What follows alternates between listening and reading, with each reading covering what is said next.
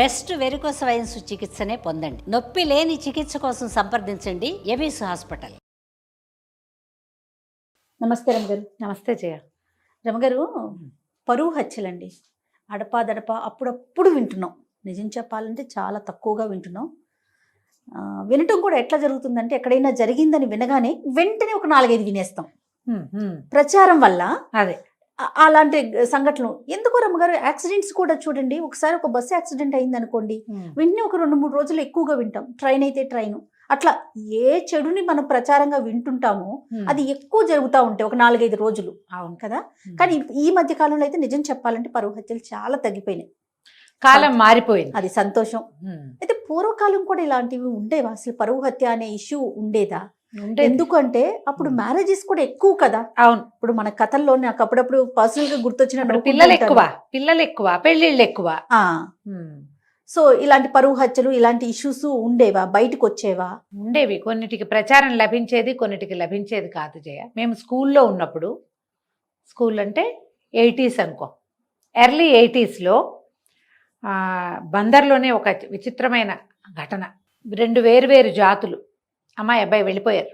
నాకు ఇంక ఏ వివరాలు తెలీదు, ఇవే జ్ఞాపకం నాకు. అమ్మాయి అబ్బాయి వెళ్ళిపోతే అమ్మాయి పేరెంట్స్ ఆ అబ్బాయి వాళ్ళ ఇంట్లో ఆడవాళ్ళకి చెవులు కోసేశారు జయ. అయ్యో. అబ్బాయి వెళ్ళిపోయాడు. వీళ్ళేం చేస్తారు? ఇలాంటి వెళ్ళిపోయిన వాడిని పట్టుకోవాలా, వాడిని ఎప్పుడో పట్టుకుని ఉండుంటారు. తర్వాత అతన్ని ఏం చేశారో నాకు తెలీదు. కానీ మేము స్కూల్లో ఉన్నప్పుడు మాత్రం, ఇది నేను బాగా 10th క్లాస్ పిల్లని కాదు, పెద్దదాన్ని కాదు, చిన్నపిల్ల, కొంచెం చిన్నపిల్లనే, 6th 7th క్లాసుల్లోనే అలా జరిగింది. అమ్మాయి అబ్బాయి వెళ్ళిపోయారు, ఎక్కడ వాళ్ళు.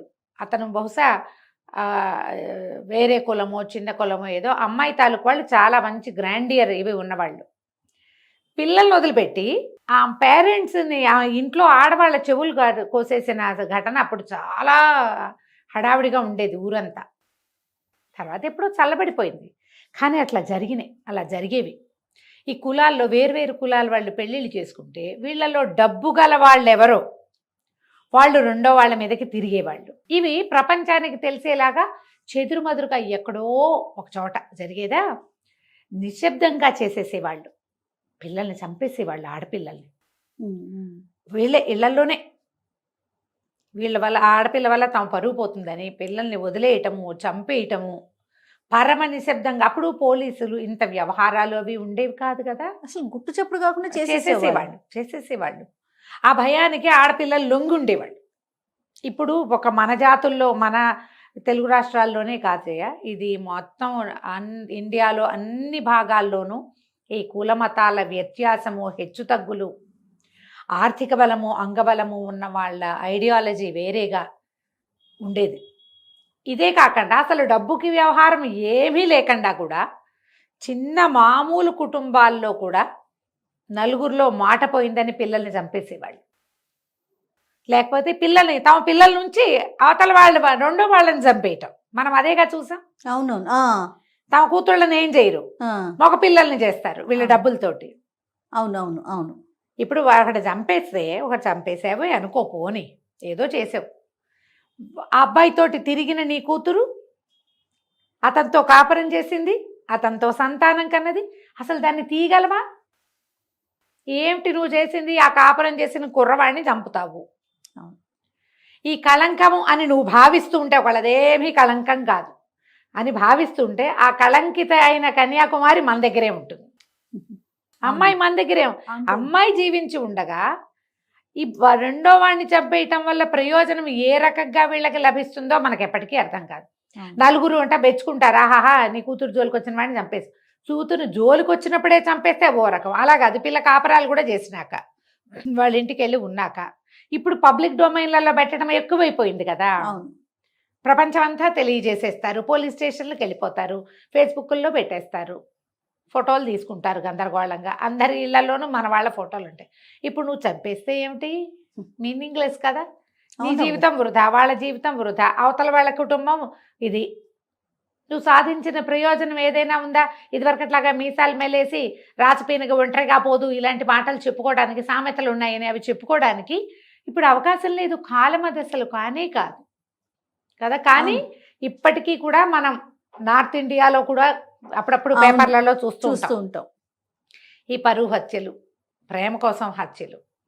ఎప్పుడో చదివిన కథ జయ. కళ్యాణ సుందరి జగన్నాథ్ అని ఒక రైటరు, చాలా పెద్దవారు. నాకు గుర్తుండి 2000 దశకంలో మొదట్లోనే వారు స్వర్గస్థులు ఉంటారు కళ్యాణ సుందరి గారు. అలరాస పుట్టిళ్ళు పేరుతోటి ఒక బుక్ ప్రింట్ చేశారు. ఆవిడ కథలు అక్కడక్కడ చదివాము. ఆ అలరాస పుట్టిళ్ళు మళ్ళీ మొన్న నేను బుక్ ఫెయిర్లో కొనుక్కున్నాను. ఆ పుస్తకం నా దగ్గర ఉండాలి, మిస్ అయిపోయిందని. అందులో ఒక కథ చాలా నచ్చుతుంది. నచ్చటం అంటే గుర్తొస్తూ ఉంటుంది అనమాట. కథ ఇష్టం అని కాదు, అది ఆవిడ కథ రాసే విధానం బాగుంటుంది. ఒక పల్లెటూరుని, ఒక రకరకాల విషయాలని టచ్ చేస్తూ తీసుకెళ్తారు. అందులో ఆవిడ అలరాస పుట్టిళ్ళు కథే ఇది. ఒక రాజుగారి అమ్మాయి, ఒక రాజుల కుటుంబం. ముందు 4-5 అన్నదమ్ములు, ఒక ఆడపిల్ల పుట్టాక తల్లి గతిస్తే తండ్రి ఇంకో వివాహం చేసుకున్నారు. అప్పుడు జరిగేదేగా. తర్వాత చెల్లెళ్ళు కూడా ఉన్నారు. ఓకే. ఈ మొదట చెల్లెలు అమ్మాయి గురించిన కథ రాస్తారనమాట. ఇది ఎవరు ఎలా రాస్తారు ఆ స్టోరీ? ఎవరికైనా పుస్తకం దొరికితే అలరాస పుట్టిళ్ళు పేరుతోటి కళ్యాణ సుందరి జగన్నాథ్ గారు రాసిన ఈ పుస్తకం కొనుక్కోండి. ఈ బుక్ ఇలాంటి కథలు, తెలుగు కథలు చదవాలన్న ఆసక్తి ఉన్న ప్రతి వారి దగ్గర ఉండవలసిన పుస్తకం అది. తప్పకుండా ఉండవలసిన కథలు కూడా 62లో రాయబడింది జయ ఈ కథ. మీరు బుక్ తెచ్చినట్లున్నారు, ఒకసారి చూపిస్తారా మనం ప్రేక్షకులకి?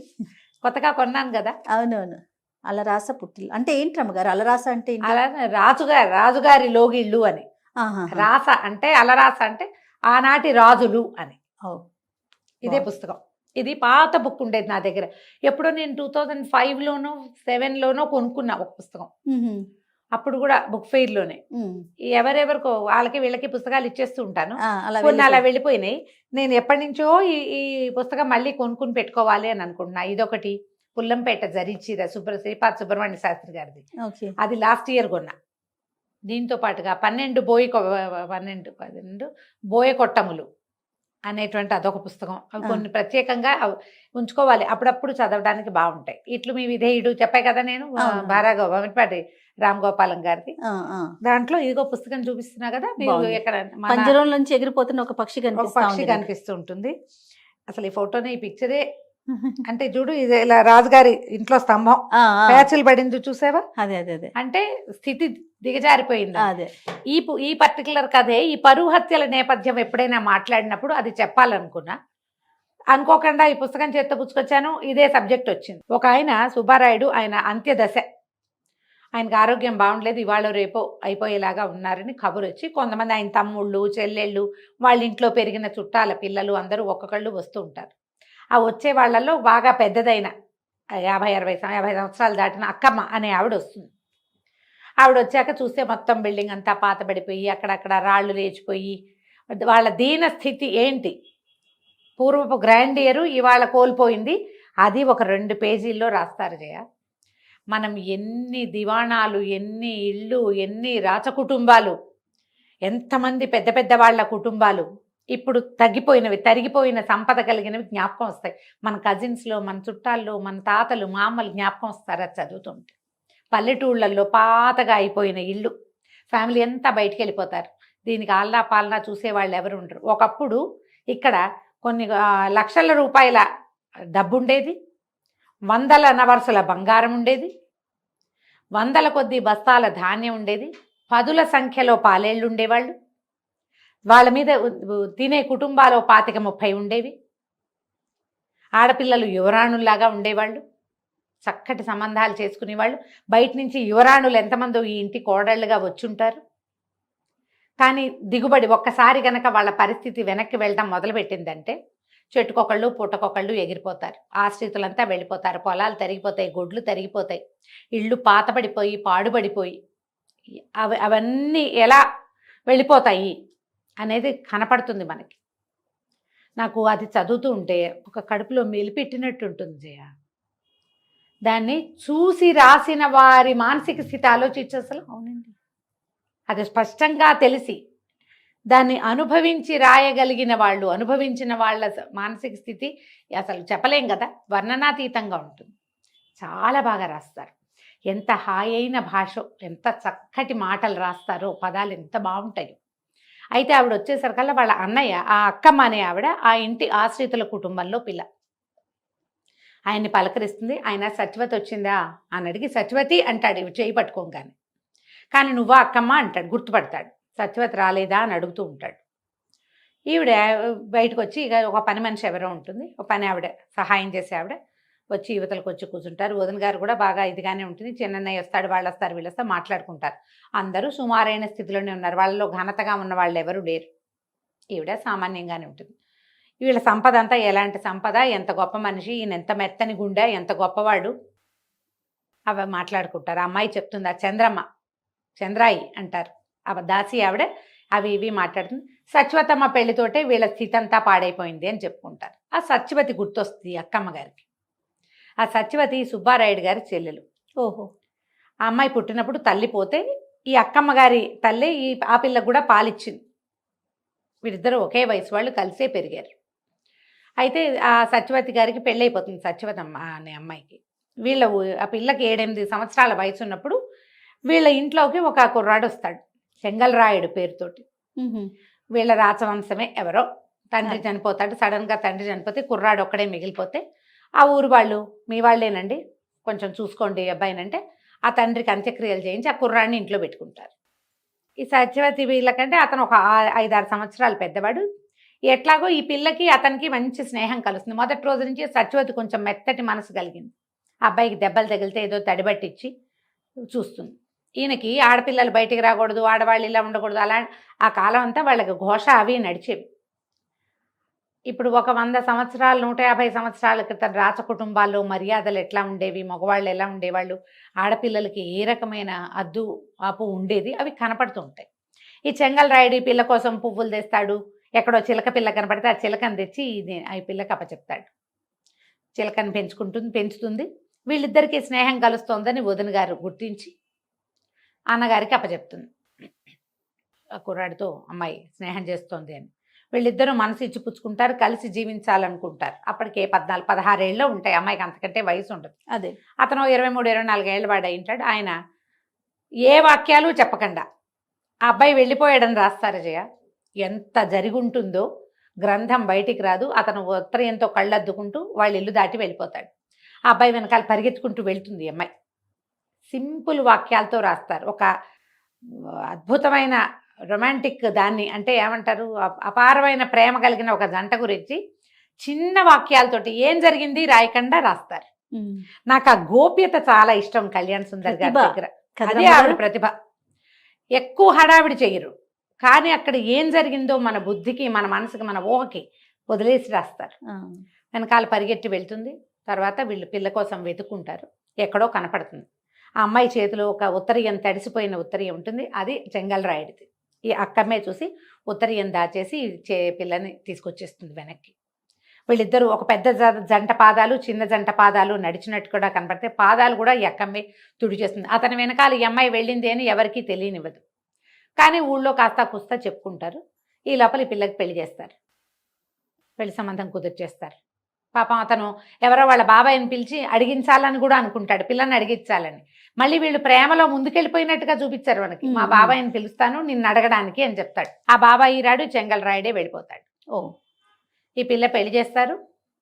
2 వారాలు కూడా కాలేదు, ఒకరోజు రాత్రి పరిగెత్తుకుంటూ వచ్చేస్తుంది ఇంటికి. కేకలేస్తాడు అన్నయ్య, దేమిటి అని. ఇంట్లో ఇంటిల్లిపాది ఆశ్చర్యపోతారు. అందరూ కేకలేస్తారు. పరువు గల ఇల్లు పరువు తీయద్దంటారు. ఆ పిల్లకి అతనితో కాపురం చేయటమే ఇష్టం. ఏమీ చెప్పరు, ఇన్నే వాక్యాలు చెప్తారు. వచ్చేస్తుంది. మారుటి తల్లి 2వ పెళ్లి చేసుకున్నారు కదా తండ్రి, ఆవిడ ఎక్కడా చూడలేదు, ఆడాళ్ళకి ఇష్టాలు ఏమిటి, చచ్చినట్టు పడి ఉండాలి కానీ అంటారు. వదినలు అందరూ విసుక్కుంటారు. ఈ అమ్మాయికి ఒక చిలకని తెచ్చాడుగా, ఆ చిలక మాట్లాడుతూ ఉంటుంది. అప్పుడప్పుడు ఈ అమ్మాయిని చూడంగానే పాట పాడుతుంది చిలక, అలరాసు పుట్టిల్లు అని. తీసుకెళ్ళి దింపుతారు. మళ్ళీ వచ్చేస్తుంది. 2 సార్లు 3 సార్లు వచ్చేస్తుంది. ఒకనాటి రాత్రి వేళ చెల్లెలు వచ్చేస్తుంది. అయితే ఈయన అప్పటికప్పుడు కేకలేసి దింపడానికి తీసుకుపోతాడు. వదినంటుంది, ఇప్పుడు వద్దండి, చీకటి వేళ, రేపు పొద్దున్న దింపుతానంటే, కాదు ఇది వచ్చేసినట్టు వాళ్ళకి తెలియకూడదని చెల్లెల్ని వెంబడి పెట్టుకుని తీసుకెళ్తాడు. తెల్లవారేసరికల్లా మీ అమ్మాయి ఎక్కడుంది, మీ ఇంటికి వచ్చిందా అని వాళ్ళ దగ్గరికి వార్త వస్తుంది. నేను వాళ్ళ వాకిట్లో దింపానంటాడు అన్నయ్య. వాకిట్లో నుంచి చెల్లెలు ఎక్కడికో వెళ్ళిపోయిందంటారు. తోటలు దొడ్లు అవి నూతులు గాలించారు, ఎక్కడా ఆమె శవం దొరకలేదు. అమ్మాయే మాయమైపోయిందని చెప్పుకుంటారు. ఈ లోపల ఈ అక్కమ్మ మరిది రంగూన్లో చెంగల్రాయుడు కనపడ్డాడని వార్త తెస్తాడు. ముందే వచ్చింది వార్త. బహుశా ఈ అమ్మాయి అతనితో వెళ్ళిపోయి అలా ఏవో చెప్పుకుంటారు. ఏం చెప్పుకున్నారో ఎవరికీ తెలీదు. వీళ్ళు పరువు పోయింది అనుకుంటారు. క్రమంగా వీళ్ళ సంపద అంతా తగ్గిపోయింది. సుబ్బారాయుడు నిశ్శబ్దంగా అయిపోయాడు. చెల్లెలు కనబడడం మానేసిన తర్వాత అతను కామ్గా అయిపోయాడు. తండ్రి దిగులు పడి 3-4 నెలల్లో చాలించుకున్నాడు. ఎట్లాగోట్లా మారుటు తల్లికి పుట్టిన 3-4 చెల్లెళ్ళకి ఏదో చిన్న పొన్న సంబంధాలు చూసి చేశారు. తమ్ముళ్ళు కూడా క్రమంగా ఈ ఆస్తి అంతా తరిగిపోయింది. గొడ్లు ఒకటొకటి ఇదైపోయినాయి. ఆ రాస్తారు ఒకటి కారెద్దు, ఒక కారు దున్నపోతుంది వాళ్ళ దగ్గర. ఈయన్ని చూస్తే చాలు పగ. ఆ సుబ్బారాయుడిని చూసేసరికల్లా అది ఒప్పుకోదు. అది విచిత్రంగా ఎవ్వరికీ లొంగని ఆ దున్న చెంగల్రాయుడికి లొంగేది. అతను వెళ్ళిపోయాక ఈయన మీద పగబట్టేసింది అది. ఈయన చూస్తే చాలు రంకేయటం, కాలు దువ్వటం, మీదకి దూకేస్తానన్నట్టుగా ప్రవర్తించేది. అతను ఉండగా అతనితోటి బాగా ఉండేది. ఆయన వెళ్ళాక ఇది వింటలేదండి మాట అంటారు. ఊరుకుంటాడు. ఈయన పంపించేశాడు. ఎలా పంపించాడు అనేది ఒక్క వాక్యం రాయారు జయ. అసలు ఆవిడ ప్రతిభ ఏమిటో కానీ మనకి ఆ లోపల జరిగినది ఆ మెలిపెట్టే నొప్పి పాఠకుడికి తెలుస్తుంది. మనం ఫీల్ అవుతాం. అది అదేలేండి, వాక్యాల్లో ఉండదు. వాక్యం రాయరు. అసలు చాలా అద్భుతంగా అనిపిస్తుంది అది. నేను ఇవాళ కాదు ఎప్పుడో చదివాను కదా. అదే ఆ రోజు నుంచి నాకు ఆ లోపల అది అలా ఉందన్నమాట. ఎంత బాగా రాయగలిగారు. ఎంత అసలు చెప్పకుండా చెప్పటం. ఈ చిలకని తెచ్చారా, చిలక కూడా అలాగే ఉండిపోతుంది. తిండి తింటాం మానేసి ఏం పెట్టినా తిందు. తర్వాత ఒకరోజు ఆ చిలక కాస్త అయిపోతుంది. జరిగిపోయింది. తర్వాత ఎవరి దారిని వాళ్ళ ఇళ్లలో అన్నదమ్ములందరూ వెళ్ళిపోయారు. ఆ సుబ్బారాయుడు మాత్రం ఆ పెద్దవాడైపోయాడు. భార్య, ఆయన, పిల్లలు కూడా లెక్కలు వచ్చి ఎవరి దారిని వాళ్ళు వెళ్ళిపోయారు. అందరికీ మనవలు ఇనవలు పుట్టేశారు. ఒక్కొక్కళ్ళు చేరారు. ఈ కథ ఈవిడికి జ్ఞాపకం వస్తుంది అక్కమ్మకి. ఏమైపోయిందో సత్యవతి. కొన్నాళ్ళకి చెంగల్రాయుడికి జ్వరం వచ్చి అనారోగ్యంతో పోయాడని కబురు కూడా వచ్చింది. మరి సత్యవతి ఏమైంది భగవంతుడికి తెలుసు. కథ నడిచిపోతుంది. అందరూ చుట్టాలు చేరతారు. అమ్మ ఇంకేముంది అయ్యగారు అయిపోయారు అన్నారు. అందరూ వెళ్ళారు. వెళ్ళేసరికల్లా మళ్ళీ అక్కమ్మ మళ్ళీ ఆయన దగ్గరికి వెళ్తుంది. సత్యవతి వచ్చిందా అని అడిగాడు చేయించుకుని. వస్తుందన్నయ్య అనేది. ఇంకేం వస్తుంది సత్యవతి, నేనే తోసేసా గోన్లేరులోకి అని చెప్పాడు. ఆ రోజున బల్లకట్టుకి కన్నడు లేడు, బల్లకట్టు కట్టేవాడు లేడు. నేనే బల్లకట్టు వేశా. బల్లకట్టు మీద కూర్చున్న చెల్లెల్ని గోనెరేరులోకి తోసేశాడు ఆయన. పరువు తీసేసింది చెల్లెలని.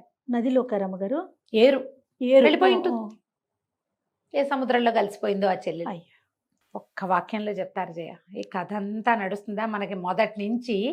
ఈ సత్యవతి ఏమైందా అనిపిస్తూ ఉంటుంది. కథ సగం గడిచేసరికల్లా సత్యవతి లేదు, మాయమైంది. ఏమైంది సత్యవతి? ఆయన సత్యవతి అని కలవరిస్తాడు. ఆయనకు తెలుసు ఆ చెల్లెల్ని చంపేసిన దుఃఖం నుంచి బయటపడలేదు. ఆయన పోతున్నాడు. ఎప్పుడైతే ఆ పిల్లని చేసేసాడో వీళ్ళ సంపద అంతా తరిగిపోవటం వల్ల. సత్యవతమ్మ పెళ్ళయింది, వీళ్ళ సంపద తరిగిపోయింది. పెళ్ళవడం వల్ల కాదు.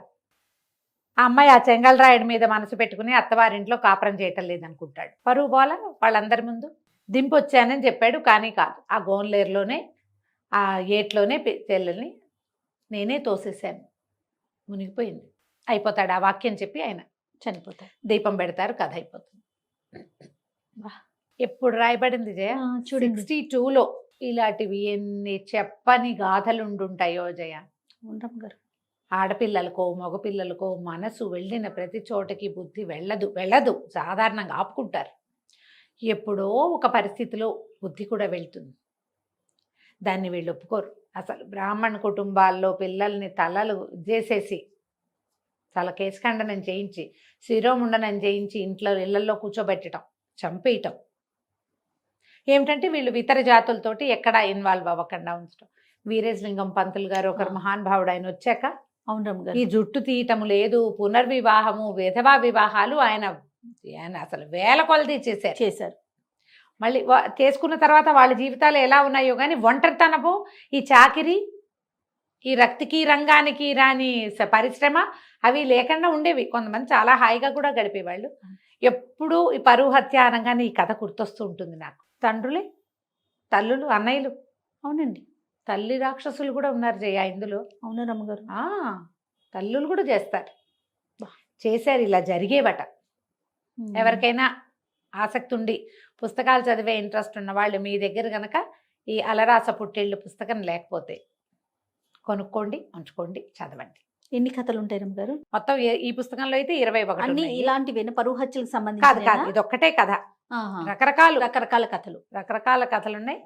వాక్యాలు అవి బాగుంటాయి, తప్పకుండా రమ్మగారు. చదవాలి. అంటే మామూలుగా మనం చూడు రావిశాస్త్రి గారిది ఒక ప్రత్యేక బాణి, బీనాదేవి గారిది ఒక బాణి, అట్లా ప్రత్యేకమైన బాణిలో శ్రీపాద వారిది ఒకటి, శ్రీరమణ గారిది ఇంకోటి, ముళ్ళపూడి వెంకటరమణ గారిది ఇంకోటి, వంశీ గారిది ఓ రకం కదా, అవునవును. నాయనే సుబ్రహ్మణ్యం నాయుడు గారిది ఇంకో ఇంకో రకం, రకం. ఎండమూరి గారిది ఓ రకము, మల్లాది గారిది ఇంకో రకము, ఎద్దనపూడి సులోచనారాణి, మాదిరెడ్డి సులోచన గారు, వీళ్ళందరివి ఒక్కొక్కళ్ళది ఒక్కొక్క స్టైల్ కదా. అవును. ఈ కళ్యాణ సుందరి జగన్నాథ్ గారిది ఒక డిఫరెంట్ స్టైల్. నేను చెప్పా కదా, 2 వాక్యాల్లో కంప్లీట్ చేసేస్తారు. చెప్తారు, 2 వాక్యాలు అక్కడ చెప్పేది, మిగిలింది నీ బుద్ధికి వదిలిపెడతారు. రమ్మగారు, నాకు ఇంకొకటి అనిపిస్తుంది, ఎప్పుడు అడుగుదాం అనుకుంటా మిమ్మల్ని, కథలు చదవటం వల్ల ఈ భాష యొక్క ఇంపాక్ట్, ఆ పదాలు కానీ భాష కానీ మన మీద పడుతుందండి? మరి మంచి మాట్లాడేది మంచి భాష వస్తుంది కదా జయ, ఆటోమేటిక్ గా మన వాడుకలోకి అవి వస్తుంది. వచ్చేస్తాయి కదా. వస్తుంది. రాయటం మొదలు పెడితే ఈ ఇంకా ఈ బాగా భాష వస్తుంది. ఇంకా కొంచెం ఉపయోగపడుతుంది. మంచి భాష చదువుతూ ఉంటే మంచి భాష వస్తుంది. నీకు కేసీఆర్ గారి గురించి చెప్పాలి జయ. ఆ, ఇలాంటప్పుడు ప్రతిసారి నేను అనుకుంటా, ఈ రాజకీయాలు, వారు సీఎంగా ఉన్నారు, ఈ తెలంగాణ సాధించారు, ఇప్పుడు వేరే ఇవన్నీ కాదు. ఆయన ఎట్లా తెలంగాణ భాష, లోకల్ భాష మాట్లాడతారో, అసలు మామూలుగా మాట్లాడితే ఆయన పదాల ఎంపిక కానీ, అసలు ఆ అమరిక కానీ ఎంత చక్కటి భాష మాట్లాడతారు. మరి ఎంఏ తెలుగు చదువుకున్న వారి భాషా వైదుష్యం వేరేగా ఉంటుంది ఉంది కదా. కదా. అవును. ఎన్ని పుస్తకాలు చదువుంటారు? ఎంఏ చదవాలంటే ఏదో పరీక్ష చదవటం కాదు కదా జయ, చాలా చదవాలి. ముందు అవును. బిఏలో కూడా చదివి ఉండాలిగా. అవును. అన్ని పుస్తకాలు చదివి అంత భాషను తెలుసుకున్న వారి భాష, ఇప్పుడు లోకల్లో అంతా తిరిగే భాష తెలంగాణ లోకల్ లాంగ్వేజ్, అవును. ఏమనాలి దాన్ని, ఇక్కడి నుడికారం మాట్లాడినట్టే పుస్తక భాష కూడా అవును. ఎంత బాగుంటుందో వారి. ఉర్దూ కూడా మనం వింటే ప్యూర్ ఉర్దూ మాట్లాడతారు, ప్యూర్ హిందీ మాట్లాడతారు. ఆయనకు భాష మీద అంత పట్టు ఉంటుంది. అంత పట్టు. అవునండి. నీకు పదాల ఎంపిక ఎప్పుడు బాగుంటుంది, మంచి పదాలు మాట్లాడతాం, మంచి భాష. మామూలు రోజువారీ భాష, పంచాయతీలు అలాంటి పదాలు వాడుకోవటంతో పాటు చక్కటి భాష కూడా, మంచి వైదుష్యం కలిగి ఆయన తాలూకు ఆయన చదివినది భాషలో కనపడుతుంది. అవునండి. ఎప్పుడు అలా ఉంటుంది. మరి పుస్తకాలు చదివే వాళ్ళ భాష వేరేగా ఉంటుంది. వేరేగా ఉంటుంది. రైట్. నమస్తే రమ్మ గారు. నమస్తే జయ.